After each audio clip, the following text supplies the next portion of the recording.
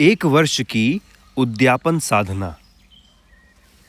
कई व्यक्तियों का जीवन क्रम बड़ा अस्त व्यस्त होता है। वे सदा कार्य में व्यस्त रहते हैं।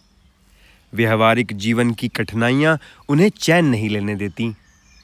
जीविका कमाने में, सामाजिक व्यवहारों को निभाने में, पारिवारिक उत्तरदायित्वों को पूरा करने में, उलझी हुई परिस्थितियों को सुलझाने में, कठिनाइयों के निवारण की चिंता में उनके समय और शक्ति का इतना व्यय हो जाता है कि जब फुर्सत मिलने की घड़ी आती है, तब वे अपने को थका मांदा, शक्तिहीन, शिथिल और परिश्रम के भार से चकनाचूर पाते हैं।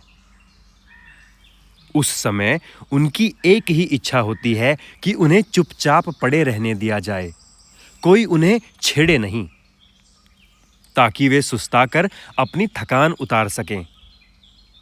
कई व्यक्तियों का शरीर एवं मस्तिष्क अल्प शक्ति वाला होता है। मामूली दैनिक कार्यों के श्रम में ही वे अपनी शक्ति खर्च कर देते हैं। फिर उनके हाथ पैर शिथिल हो जाते हैं।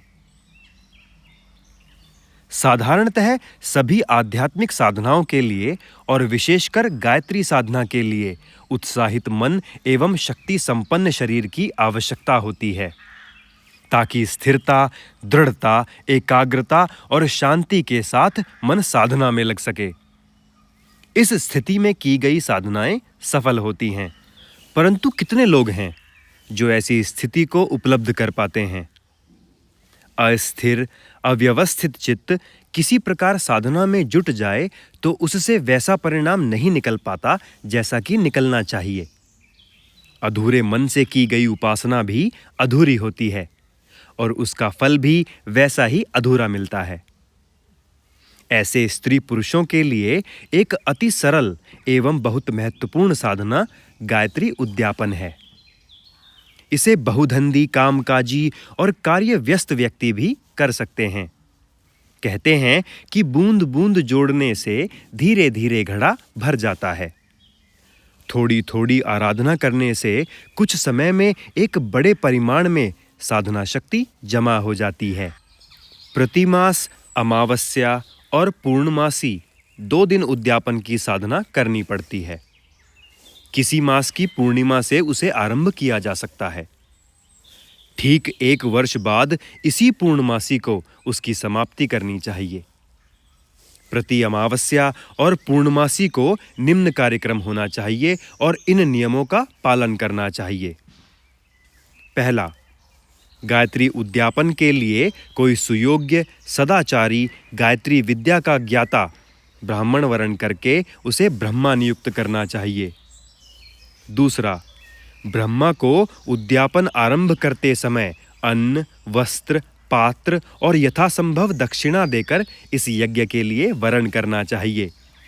तीसरा, प्रत्येक अमावस्या व पूर्णमासी को साधक की तरह ब्रह्मा भी अपने निवास स्थान पर रहकर यजमान की सहायता के लिए उसी प्रकार की साधना करे। यजमान और ब्रह्मा को एक समान नियमों का पालन करना चाहिए, जिससे उभय पक्षीय साधनाएं मिलकर एक सर्वांगपूर्ण साधना प्रस्तुत हो। चौथा, उस दिन ब्रह्मचर्य से रहना आवश्यक है। पांचवा, उस दिन उपवास रखें। अपनी स्थिति और स्वास्थ्य को ध्यान में रखते हुए एक बार एक अन्न का आहार, फलाहार, दुग्धाहार या इनके मिश्रण के आधार पर उपवास किया जा सकता है। तपश्चर्या एवं प्रायश्चित प्रकरण में इस संबंध में विस्तृत बातें लिखी जा चुकी हैं।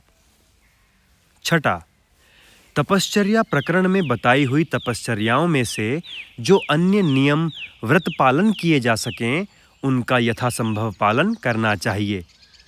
उस दिन पुरुषों को हजामत बनाना, स्त्रियों को सुसज्जित चोटी गूंथना वर्जित है। सातवां, उस दिन प्रातःकाल नित्य क्रम से निवृत्त होकर स्वच्छतापूर्वक साधना के लिए बैठना चाहिए।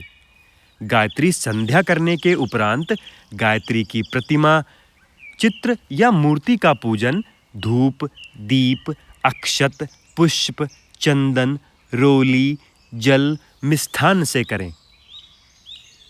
तदुपरांत यजमान इस उद्यापन के ब्रह्मा का ध्यान करके मन ही मन उसे प्रणाम करे और ब्रह्मा यजमान का ध्यान करते हुए उसे आशीर्वाद दे। इसके पश्चात गायत्री मंत्र का जप आरंभ करे। जप के समय इस पुस्तक के आरंभ में दिए हुए गायत्री चित्र का ध्यान करता रहे। इस मंत्र का जप करने के लिए 10 मालाएं फेरनी चाहिए। मिट्टी के एक पात्र में अग्नि रखकर उसमें घी में मिली हुई धूप डालता रहे, जिससे यज्ञ जैसी सुगंध उड़ती रहे। साथ ही घी का दीपक जलता रहे। 8वां, जप पूरा होने पर कपूर या घृत की बत्ती जलाकर आरती करे। आरती के उपरांत भगवती को मिष्ठान्न का भोग लगाएं और उसे प्रसाद की तरह समीपवर्ती लोगों में बांट दें। 9वां, पात्र के जल को सूर्य के सम्मुख अर्घ्य रूप से चढ़ा दें। 10वां, यह सब कृत्य लगभग 2 घंटे में पूरा हो जाता है। 15 दिन बाद इतना समय निकाल लेना कुछ कठिन बात नहीं है। जो अधिक कार्यव्यस्त व्यक्ति हैं, वे 2 घंटे तड़के उठकर सूर्योदय तक अपना कार्य समाप्त कर सकते हैं। संध्या को यदि समय मिल सके तो थोड़ा बहुत उस समय भी साधारण रीति से कर लेना चाहिए। संध्या पूजन आदि की आवश्यकता नहीं। प्रातः और सायं का एक समय पूर्व निश्चित होना चाहिए, जिस पर यजमान और ब्रह्मा साथ साथ साधना कर सकें। 11वां, यदि किसी बार बीमारी, सूतक, आकस्मिक कार्य आदि के कारण साधना न हो सके तो दूसरी बार दूना करके क्षतिपूर्ति कर लेनी चाहिए, या यजमान का कार्य ब्रह्मा एवं ब्रह्मा का कार्य यजमान पूरा कर दे। 12वां, अमावस्या, पूर्णमासी के अतिरिक्त भी गायत्री का जप चालू रखना चाहिए। अधिक न बन पड़े तो स्नान के उपरांत या स्नान करते समय कम से कम 4 मंत्र मन ही मन अवश्य जप लेना चाहिए। 13वां, उद्यापन पूरा होने पर उसी पूर्णमासी को गायत्री पूजन, हवन, जप तथा ब्राह्मण भोज कराना चाहिए।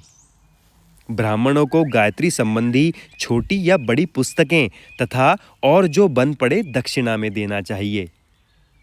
गायत्री पूजन के लिए अपनी सामर्थ्यानुसार सोना, चांदी या तांबे की गायत्री प्रतिमा बनवानी चाहिए।